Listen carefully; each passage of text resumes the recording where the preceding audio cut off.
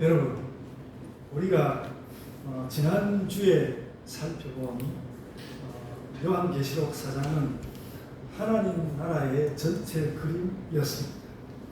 그리고 오늘 5장 말씀으로 이어지고 있는데, 이런 5장, 4장에 이어서 5장과 같이 되는 것을 활용점정이라고 하죠.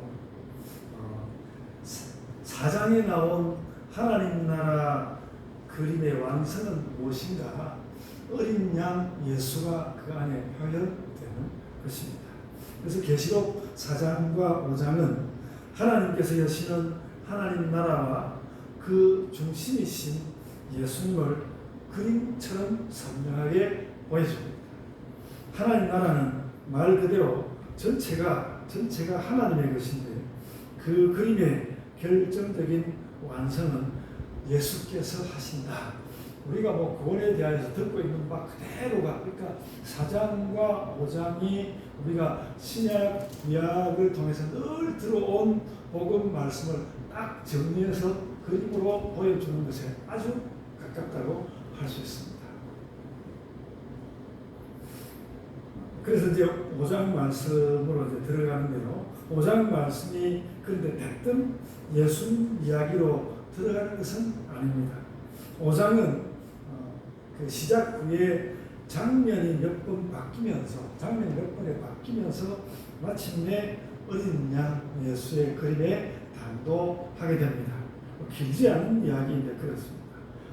첫 장면을 이야기하자면요, 바로 1절에 나오는 내가 봄에 라는 그 말은 장면이 바뀐다는 거예요. 내가 봄에, 그러니까 이미 보았는데 또 내가 봄에 장면이 바뀐다는 뜻입니다. 그리하여서 1절은, 이 5장 1절은 4장의 하나님 나라 예배를 배경으로 하여서 이제 장면이 딱 바뀌면서 무엇이 나오는가 하면 하나님 손에 있는 두루마리를 주목하게 합니다. 하나님 손에. 그러니까 앞부분에는 4장에는 그런 게 없었는데 5장을 들어서면서 두루마리에 주목하게 합니다. 그래서 1절 보시면 보좌에 앉으신 이의 오른손에 두루마리가 있으니 그렇게 말을 하였습니다. 그리고 짤막짤막하지만 다시 두 번째 장면인데요. 그리고 그 2절에서는 또 봄에 그렇게 말하고 있습니다. 두 번째 장면 있죠. 장면이 또 바뀌는 것입니다.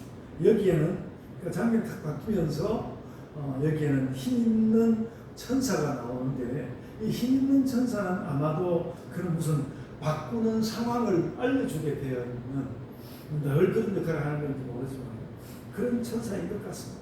그래서 그가 말합니다. 누가 이 두루마리를 펴며 그 인을 뗄까? 이렇게 말하죠. 그래서 이 말씀은 어떤 결정적인 존재를 기다리는 말씀입니다. 사도 요한은 이런 계시록에 나오는 이 일들을 대하기 전에, 이런 상황을 이렇게 대하여서 보기 전에 사도 요한은 어떤 박해의 종결과 구원의 비밀을 기다리고 있었고, 하늘로 불려 올라갔으니까 거기에 대해서 무슨 말인가 나오기를 기다리고 있는데, 힘센 천사는 그 일을 이룰 누군가 결정적인 존재가 있는데 그를 부르고 있는 장면입니다. 그런데 그 일이 곧장 이렇게 천사가 누가 이 두루마리를 펴며 그 일을 뗄까 그렇게 말하자 금방 그 일이 이룬 것은 아닙니다. 우리가 본문을 보는 그대로 3절과 4절을 보니까 두루마리를 펴고 이를 뗄 자가 어디에도 없었다고 말하고 있습니다. 어디에도 없었습니다. 이 장면은 물론 결국 잠깐이기는 했지만 순간적으로는 아주 심각해 보였습니다. 그 심각함을 오늘 본문 3절이 잘 보여줍니다. 3절 보시면 두루마리를 펴고 인을 뗄 자가 하늘 위에도 없고 땅 위에도 없고 땅 아래에도 없었다고 이렇게 적고 있습니다. 어떤 장면의 변화가 일어나야 하는데, 장면에 또 새로운 변화가 일어나야 하는데 아직 일어나지 않고 있습니다. 이때 환상을 통하여서 하나님 앞에 끌려가 있는 사도 요한은 그의 그 감정적인 느낌을 이야기하자면 매우 예민해 보입니다. 사도 요한 매우 예민해 보여요. 천사가 큰 소리로 이야기했고 뭔가 훌쩍 변해가야 되는데 변하지 않고 있고 그것을 바라보고 있는 사도 요한의 느낌은 매우 예민해. 그는 정말로 어떤 교회의 운명을 어깨에 메고 하나님 앞에 간 선지자답게 당당하고 담담한 그런 모습이 아니라, 그래서 오늘 본문에서 말씀하기를 걱정이 넘쳐서 예민하고 걱정이 넘쳐서 그만 그는 어린 아이처럼 울어버렸습니다. 그럼 그런 유행가 아십니까? 난 그만 울어버렸네. 그런 노래 있잖아요. 그런 울어버렸습니다. 이 선지자가. 저는 그래서 그 4절 끝에 나오는 울어버렸다는 그것, 신앙적인 슬픔을 표현한 이 말에 어떤 문학적인 향취 같은 것이 있다고 느꼈습니다. 우리도 사도 요한과 같은 그런 형편이 된다면 울어버릴 수 있을 것입니다. 교회의 운명을 어깨에 그런 거지. 사도 요한 모든 경건을 그가 동원하려고 하겠지만, 모든 경건을 동원하려고 하겠지만, 그러나 자신이 아무것도 할 수 없고, 지금 이 상황에서 천사가 크게 소리치는데 아무것도 할 수 없고 도와줄 아무도 없기 때문에 난관에 빠진 것을 그가 목에게 난관에 빠집니다. 그것을 알고 울어버렸습니다. 저는 이것을 일단 어떤 신앙적 슬픔의 묘사라는 말로 이 절을 정리해 두려고 합니다. 그리고 장면의 변화가 일어나야 하는데, 어떤 장면의 변화가 일어나야 하는데 장면의 변화가 일어나지 않자 울어버리는 선지자의 모습이 결국 오늘 본문에서 대하는 세 번째 장면이 될 것입니다. 이거 뭐 사도 요한이 보고 있는 장면은 아니지만 성경을 읽고 있는 우리에게는 세 번째 장면으로 울고 있는 사도 요한, 그런 모습입니다. 사도 요한은 순간적으로 어떤 불가항력적인 그리고 순간이지만 아주 영원한 절망 같은 그런 영원의 절망을 느끼면서, 이것이 비록 하나님 앞이라 할지라도 그 앞에 누가 있든지 간에 그 자신의 감정에 가장 솔직하게 하나님 앞이라 할지라도 그는 울어버렸습니다. 정말로 울음이 정당할 수 있는 순간이다. 그래서 제가 읽으면서 참 하나님 앞에 자성스러움을 느끼고, 우리 제가 이렇게 작은 교회의 목사로서 살면서 정말 내가 이 정도 되면 나도 막 울어야 되는 거 아닌가, 나도 막 울어야 되는데 나는 왜 울지 않을까, 그런 생각 안 했습니다. 그래서 이 사도 요한이 지금 울어버렸다는 그걸 보면서 정말 울음이 정말로 그 정당화될 수 있는 그런, 우리도 우리의 울음이 정당화될 수 있는데, 정당화될 수 있는 울음을 하나님 앞에 어떻게 울어볼까, 그게 참 고민이 되는 부분이었습니다. 하나님 앞에서, 하나님 앞이라 할지라도 혹은 하나님 앞에서, 하나님 앞이기 때문에 이렇게 순결한 슬픔을 표현하는 경건한 울음이 그렇게 하나님 앞에서 정당하고 고결해 보이는 그런 순간입니다.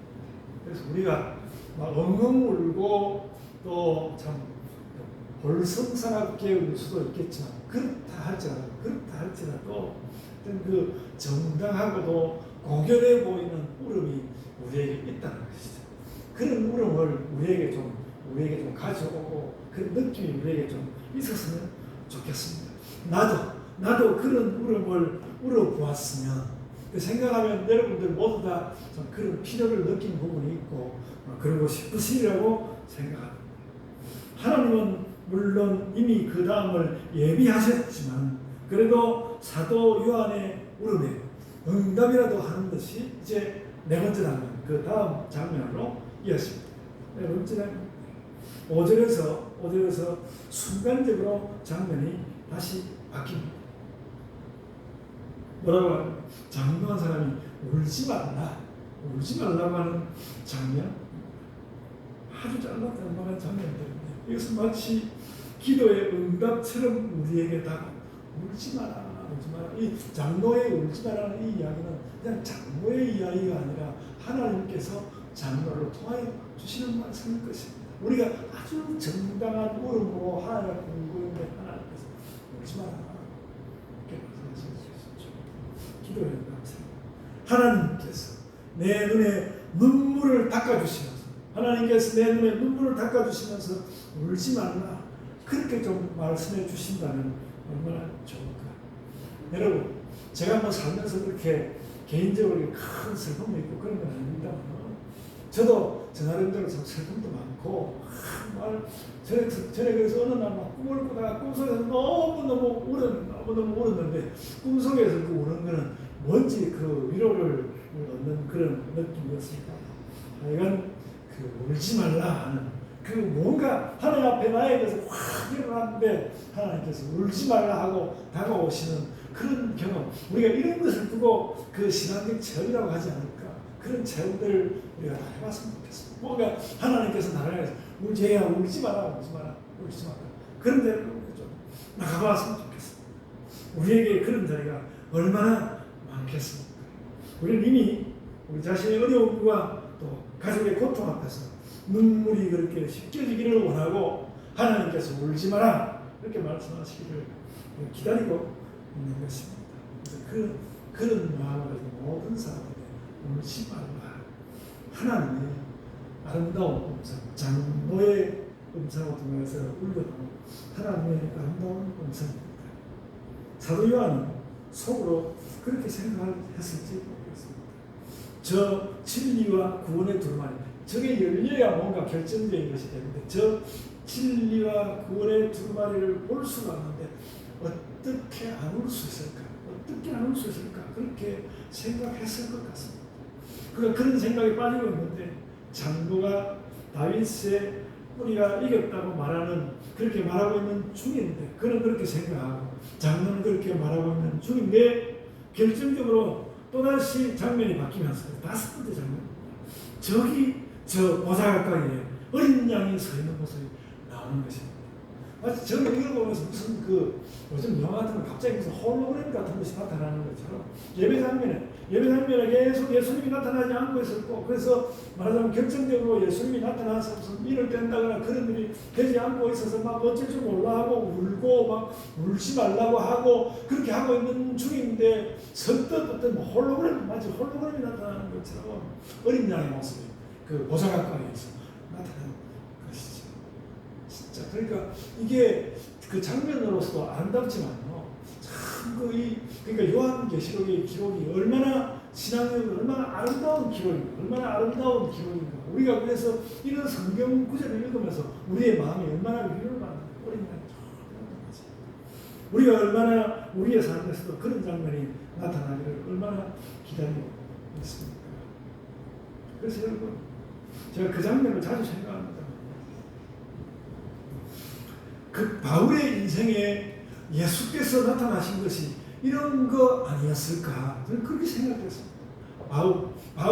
바울이 뭐 예수님 믿는 사람을 뭐 잡으러 다니고 나쁜 짓만 하고 다니는 그런 사람으로 성경 표현은 그렇게 되어 있습니다만 그 이면에 어떤 해결되지 않는 인생의 문제를 가지고 막 돌아다니고 기독교인을 쳐 죽이려고 하고 그렇게 하는 그 바울의 인생이 정말 말이 아니었는데 그때 예수께서 나타나시는 것이 마치 그 예배 장면에서 예수께서 어린 양이시다 석 나타나는 것이 아니었을까 그런 생각하였습니다. 내 인생의 즐거움으로 울어버리고 싶은데 호련히 나타난 어린 양 예수, 지금 오늘 장면이 그런 것이죠. 울고 있는 사도 요한 앞에 나타난 어린 양 예수. 너무 어린 아이들 이야기 같지만 저도 이 말씀 앞에서 그런 것을 느꼈습니다. 내 삶의 여정에 당신께서 이렇게 호련히 나타나기를 내가 얼마나 기다리는지 우리 다 그렇지 않습니까? 내 삶의 여정을 가고 있는데 물론 뭐 그렇게 어렵지 않을 수도 있고 그렇지만 뭔가 해결되지 않는 어떤 나의 삶의 어떤 문제에 예수께서 호련히 나타나서 그 문제가 해결되기를. 그리고 우리는 이미 사실은 우리 그런 경험 많이 한 것입니다. 우리는 이미 그런 경험 많이 했고 바로 그 경험의 힘으로 주님 오늘 제가 여기 서 있습니다. 저는 그렇게 고백하고 싶습니다. 어린 양 예수의 모습을 본 그것으로 그 경우로 오늘 제가 여기 서 있습니다. 여러분, 그래서 여러분 모두에게 여러분 각자의 삶에 예수께서 이렇게 호련히 나타나시기를 축원합니다. 그리고 계시록 4장과 5장을 볼 때 그렇게 되는 것이 그렇게 호련히 예수 그리스도께서 나타나심으로 하나님 나라의 그림이 그래서 완성이라는 것입니다. 그렇게 완성이다. 그러니까 하늘 예배의 장면에서 이 어린 양 예수께서 나타나신 이것이 결정적인 것이죠. 모든 예배의 그림이 다 맞추어지고 이제 진리의 말씀이 나오려고 하는 찰나에 그 진리의 말씀을 열어볼 수가 없어서 참 어린 아이처럼 사도 요한이 울어버리는 때에 저만치에서 어린 양 예수께서 서 계신 것입니다. 6절입니다. 내가 또 보니 보좌와 내 생물과 장로들 사이에 한 어린 양이 서 있는데 일찍이 죽음을 당한 것 같더라. 하나님 계시 말씀 앞에서 너무 개인적인 같은 말을 좀 하거든요. 가장 비관적으로 보았을 때 우리 생애는 우리에게 끊임없이 위험한 일이 일어나고 있는데 우리는 그 위험을 어떻게든 조절하려고 하죠. 그 위험을 조절하고 오늘 저것이 저렇게 계속 에러가 나와가지고 아침에 저것 때문에 제가 신경 써야 될지 모릅니다. 내가 조절하려고 지금 조절 못했는데 그렇습니다. 조절하려고 하죠. 그런데 그 조절이 내 힘으로는 어떻게 되지 않는 것을 볼 그때에 저만치에서 어린 양 예수가 서 계신 것을 우리가 보게 되는 것이죠. 저는 뭐 그런 경험이 별로 없는데요. 그런 사람이 있다면 만약에 그런 사람이 있다면 앞으로는 저만치 서 계신 그리스도 당신을 제가 자주 보고 싶습니다. 이렇게 기도하는 것이 좋을 것입니다. 그래서 여러분 제가 이미 그렇게 이야기했지만 저는 6절까지 이 내용을 다섯 개의 장면으로 정리해 보았습니다. 장면 1. 전체와 핵심을 담은 하나님 손에 두루마리가 제1장면.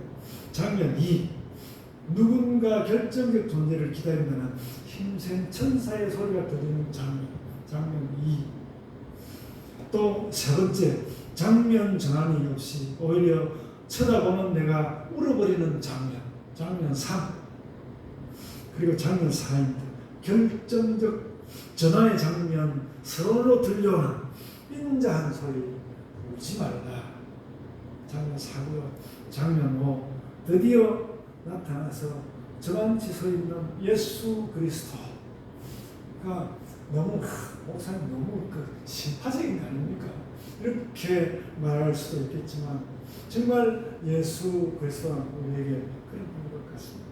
여러분, 우리가 우리 인생에서 이렇게 예수를 기다리는 때가 사실 얼마나 많습니까? 또 그 응답으로 예수님을 정말로 만날 때가 우리에게 일이 많지 않습니까? 그런 때가 또한 얼마나 많이 있습니까? 결국 이 다섯 분의 생명 그 장면의 전환은 늘 우리 인생이 그렇게 늘 변화해 온 것이 늘 그 장면과 그런 다섯 장면을 우리는 수없이 거쳐온 것 같습니다. 그런 것 같습니다. 그런 거 아니겠습니까? 제가 지금이 뭐 강의 시간이 나면 1번부터 5번까지 다시 막 이런 이야기 저런 이야기 하면서 그런 이야기를 할 수가 있을 것 같습니다. 그래서 여러분 어떤 가능성과 기다림과 또 한편 절망과 또 희망이 오는데 어떤 가느다란 희망과 그리고 결정적인 은혜의 순간이 이런 것들이 우리에게는 늘 번갈아가 여러분 우리가 잘 쓰지 않은 단어인데 갈마든다는 말이에요. 갈마들면서 늘 번갈아가면서 그렇게 이 다섯 장면이 우리 삶에서 늘 그것들이 갈마들면서 크게 들어오지 않습니까? 꼭 저렇게 5단계가 순서적으로 일어나는 것이 아니라 순서도 바꾸어가면서 우리 삶은 이렇게 늘 애도 태우고 희망도 없고 그랬던 것 같습니다. 여러분, 제가 생각해 봤습니다. 오늘 뭐 전도하자고 이제 약속하고 그랬는데 우리가 전도를 하려고 하는 것도 이런 것들. 그러니까 내가 전도 맨날 하지 못한 말만 맨날 1년 내내 전도하게 되면 말만 하고 있는 중인데 나는 왜 자꾸 그 이야기를 하고 있을까? 그걸 오늘 이 말씀을 보면서 느꼈습니다. 그러니까 그 전도를 하려고 하는 것도 어떤 가능성, 기다림, 그리고 절망, 그리고 또 가느다란 희망, 은혜의 순간 이런 것들이 내 속에서 계속 왔다 갔다 하면서 그 가운데서 뭔가 이렇게 아직은 채워지지 않은 그것을 전도로서 붙들어볼까 어떻게 붙들어볼까 하는 그런 모습을 보였습니다. 그래서 이런 것들을 그렇게 하면서 이런 것들을 그냥 손 놓고만 기다리고 있을 수가 없어서 하나님을 향한 희망을 어쩌면 우리가 하나님 그러면 제가 이 일을 한번 저질러 보겠습니다. 제가 이 장면 전환을 제가 한번 저질러 보겠습니다. 그런 것일 것 같아. 그리고 전도만 그런 것이 아니라 우리의 모든 삶과 우리의 모든 결단들이 이런 것들로 되어 있지 않는가. 그래서 이런 것들을 붙들고 하나님 앞에 어떻게 온전된 기도로 나아갈 수 있을까. 이게 우리의 삶이고 기도인 것 같습니다. 여러분, 오늘 본문은 어떻습니까? 우리 인생의 태우는 모습을 모두 쏟아서 우리의 태우는 모든 모습을 쏟아서 우리가 예수 그리스도를 기다리는 것이고 혹은 예수님을 기다리는 것인지도 몰랐는데 예수님이 불쑥 나타나는 것이기도 하고요. 예수님은 그렇게 우리에게 나타나서 우리 삶에서 가장 뜻깊고 또 혹은 가장 무거운 가장 참 의미 있는 그런 의미가 되신 것 같습니다. 그래서 예수님은 그렇게 나타나셔서 그 진리의 두루마리를 펴시고 또 이를 떼신 겁니다. 계시록은 아직 한참을 가야 하지만 5장에 나타난 어린 양 예수의 모습은 우리에게 있어서 말할 수 없이 결정적인 말할 수 없이 기다리고 있는데 저기서 탁 나타난 예수 그리스도 우리의 삶에서 너무나 결정적인 것입니다. 그래서 예수님의 이 땅 사역 자체가 그런 일들이었습니다. 9절이 그 내용을 잘 요약하고 있는데 9절 하반절에 이렇게 말했습니다. 일찍이 죽임을 당하사 각 족속과 방언과 백성과 나라 가운데서 사람들을 피로 사서 하나님께 드리시고 그랬습니다. 이거 우리에게 너무나 결정적인 일을 이야기하는 것입니다. 여기서 각 족속과 방언과 백성과 나라라고 이렇게 말하는 것도 그냥 늘 여러 가지로 말하는구나 그렇게 생각하고 늘 지나가는데 이 말씀을 이렇게 보면서 이번에는 읽어보면서 이 말씀은 매우 인상적이었습니다. 이것은 사람들의 공동체가 하나가 있는데 그 공동체가 아주 여러 특성을 드러내면서 나타납니다. 그 공동체는 여러 가지 특성이 있는데 그 여러 가지 특성을 드러내면서 나타난다는 것이죠. 족속이라는 것은 혈통으로 나타나는 것 같고요. 족속이라는 혈통으로 나타날 수도 있고요. 또 방언이라는 말과 문화로 나타날 수도 있고요.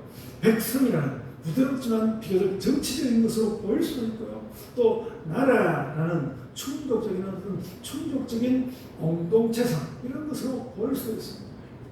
각각 이 단어들이 그냥 끝없이 씌워지는 것이 아니고 그래서 여러 가지 그 공동체가 여러 가지 이름으로 불리는데 그 불리는 이름마다에 대해서 예수 그리스도께서 답하신다는 것이죠. 그래서 사람을 피로서 사셨고 또 그렇게 하나님께 드리셨다는 것입니다. 그래서 제가 어제는 설교를 마무리하면서 그런 생각을 하게 됐어요. 이런 거를 보면 그 백성들을 이야기할 때 족속과 방언과 백성과 나라와 이렇게 말하는 거 보면 우리가 어떻게 보면 천국에 가가지고도 정치, 경제, 사회문화를 가지고 살지도 모르겠다. 그런 모든 면에 대해서 하나님께서 답하시더라고요.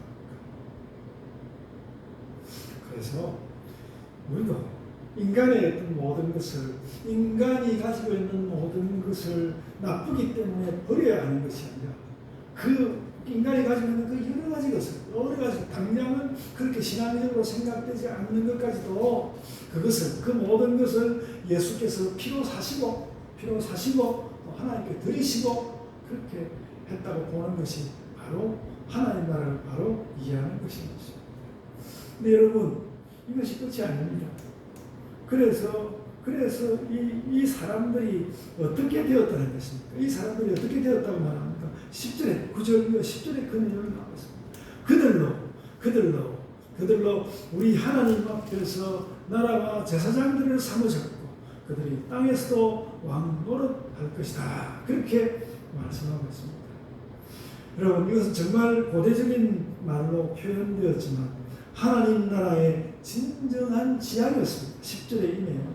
하나님께서 땅에서 피로 사신, 땅에서 피로 사신 사람들을 하나님의 나라로 삼으셨다는 것입니다.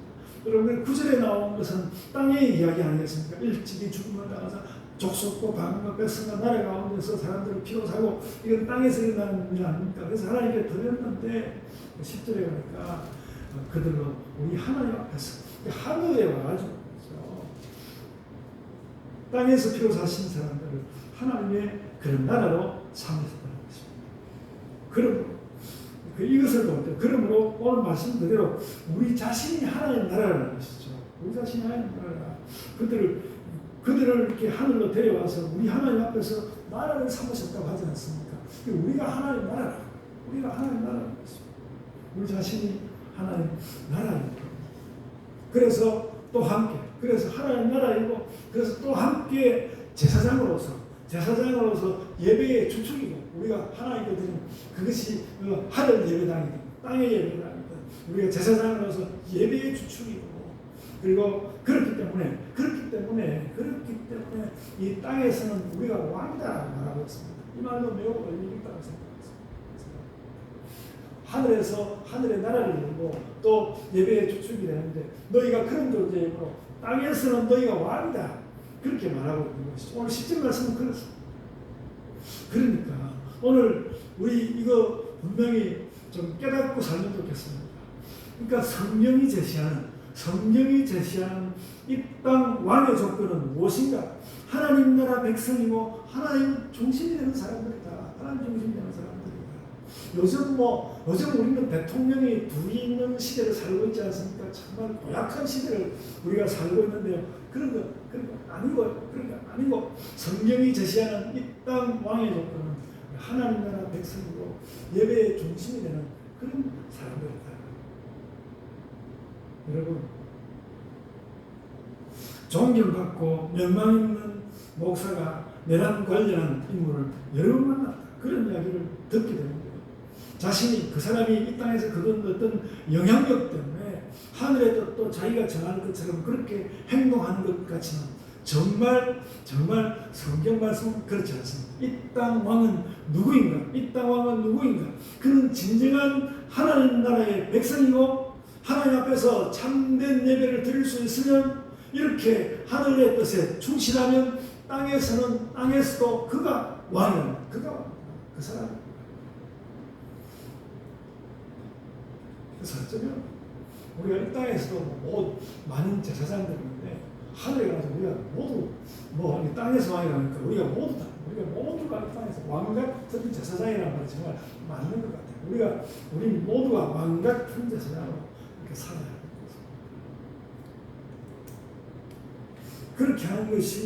그렇게 하는 것이 바로 저 어린 양 예수께서 세우는 하나님 나라이다. 하나님 나라의 뜻이다. 그렇게 되면, 그럴 때에 오늘 12절로 14절에 걸치는 어린 양 찬양이 그러니까 그렇게 하나님 나라가 이제 어린 양 예수께서 나타나심으로 그 모든 문맥들이 채워지고 그렇게 되니까 이제 해야 할 것이 뭐냐면 어린 양 찬양을 하는 것이죠. 12절로 14절 말씀은 어린 양 찬양. 이 모든 과정은 하나님 뜻대로 가는 것은 분명하지만 우리는 하나님 뜻대로 하나님께서 이미 정하신 대로 가는 것이 분명하지만 그래도 우리는 정말로 진정한 신자가 되기 위하여 정말 진정한 신자가 되기 위하여서 정말 겸손하고 정말 정직하고 또 정말 진지하고 정말 하나님 중심이 되고 정말로 죽으시고 부활하신 예수님을 우리가 마음에 품어야 하겠습니다. 제가 한마디로 정리하겠습니다. 우리가 진정한 예수 그리스도의 신자가 됩시다. 아멘. 우리가 진정한 예수 그리스도의 신자가 되어야 그래야 하나님 나라가 아름답고 예배는 진정한 것이 되고 또 덩달아 세상의 정치, 경제, 사회, 문화도 발전합니다. 그래서 그리스도인들의 그러한 삶으로 이 땅의 정치, 경제, 사회, 문화가 바르게 되는 때 그럴 때 우리는 이 땅에서 왕 같은 존재가 되는 것이죠. 여러분 제가 한 가지 이야기하고 말씀을 마치려고 합니다. 지난 금요일에 제가 조용히 그 충격 같은 것을 겪었습니다. 그리고 우리 교회가 있는 이 동네에 쌀가게가 하나 있었습니다. 인터넷에서 사는 것보다도 쌀값이 더 싸고 쌀의 질도 괜찮았습니다. 그래서 요즘 꽤 오랜 동안 그 집에서 쌀을 사 먹었는데요.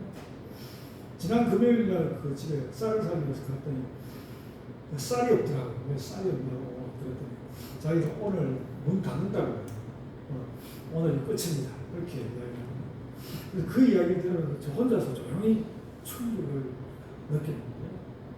여러분 이렇게 세상에는 늘 어떤 마지막과 결말이 다가오는데 우리는 때로는 기쁜 결말로 때로는 슬픈 결말을 맞이하고 그 결말은 또 우리에게 깊은 인상을 남기기도 합니다. 그러나 그 마지막과 결말의 인상이 비록 강렬하다 할지라도 그 안에서 우리는 여전히 하나님 나라의 백성이 되는 것이 중요하고 하나님 예배의 제사장이 되는 것이 중요합니다. 또 그 중요성을 가지고 이 땅에서 진짜 왕처럼 사는 길을 구하는 것입니다.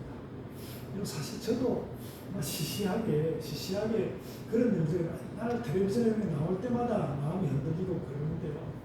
뭐 이렇게 제가 지난번에도 그런 말씀드렸지만 참 손흥민이라는 선수를 너무너무 사랑하지만 그가 연봉을 얼마 받는다는 말을 들을 때마다 속상하고 그렇거든요. 그러니까 그렇게 사는 것은 너무 내가 이 땅 가운데 사는 것에 좀 왕이 되지 못하는 그런 걸 뭔가 좀 내가 하나님 앞에서 좀 괜찮은 사람인 것 같지만 세상에 나가면 뭔가 좀 지지한 것처럼 누가 나를 지지해 보지 않을까. 밖에 나가면 그런 생각 진짜 많이 들어요. 여러분 그렇게 쓴 생각 안 드십니까? 그런 생각 많이 드는데 오늘 성경 말씀에서 이야기하는 것처럼 내가 하나님 나라의 백성이 되고 하나님께 드리는 그 하늘 예배에서 제사장이 되면 그것으로 이 땅에서 우리는 왕으로서 사는 것이다. 이제 여러분들에게 속 시원한 답이 되는지는 모르겠는데 그렇게 나는 그런 왕이야. 나는 이 땅 가운데서 그런 왕이야. 그런 왕된 사람의 그런 마음을 가지고 땅을 살아갔으면 좋겠습니다. 당장 어떤 비전이 보이지 않는다 할지라도 혹은 어떤 고통이 다가와서 나를 짓누른다 할지라도 오늘 이와 같은 성경의 교훈을 우리가 마음에 새기고 우리가 여전히 하나님 나라의 백성으로 이 땅을 우리가 살아갑시다. 그래서 여러분 이건 그냥 그냥 제 느낌을 담은 제 나름의 말인데요. 우리가 정말로 이 땅에 살아가는 하늘의 겸손한 왕이 됩시다. 아멘. 기도합시다. 주님, 감사드립니다. 저희가 늘 주의 말씀으로 저희 자신을 다시 가다듬고 또 세상을 바라보는 눈을 또 갖기 원하여서 애쓰고 또 새로운 시선을 갖추기도 하지만 우리의 현실의 삶이 다가와서 우리에게 미치는 영향들이 너무 많아서 늘 우리가 세상 가운데서 무슨 꾀죄죄한 존재가 된 것처럼 그렇게 느낄 때가 우리에게 많지만 그래서 우리에게 다가온 한 가지 어려운 일들조차도 무엇인가 나에게는 이렇게 슬프고 힘든 일이 지속되는 것 같다는 그런 마음에 빠져서 우리가 살아가기 쉽지만은 오늘 어린 양 예수께서 호련히 나타나시는 것처럼 아버지 하나님, 우리가 삶 가운데서 우리가 너무나 작고 우리가 너무 못난 것 같은 그런 심정을 느낄 때마다 우리의 시선을 다시 하여서 우리의 눈을 다시 떠서 내 인생 가운데 내 삶 가운데 호련히 나타나시는 그 예수 그리스도의 모습을 우리가 목도하고 그 예수 그리스도의 모습을 내 마음 가운데 품고 이 땅 가운데서 진정 왕과 같은 존재로서 살아가는 자가 되게 하여 주옵소서.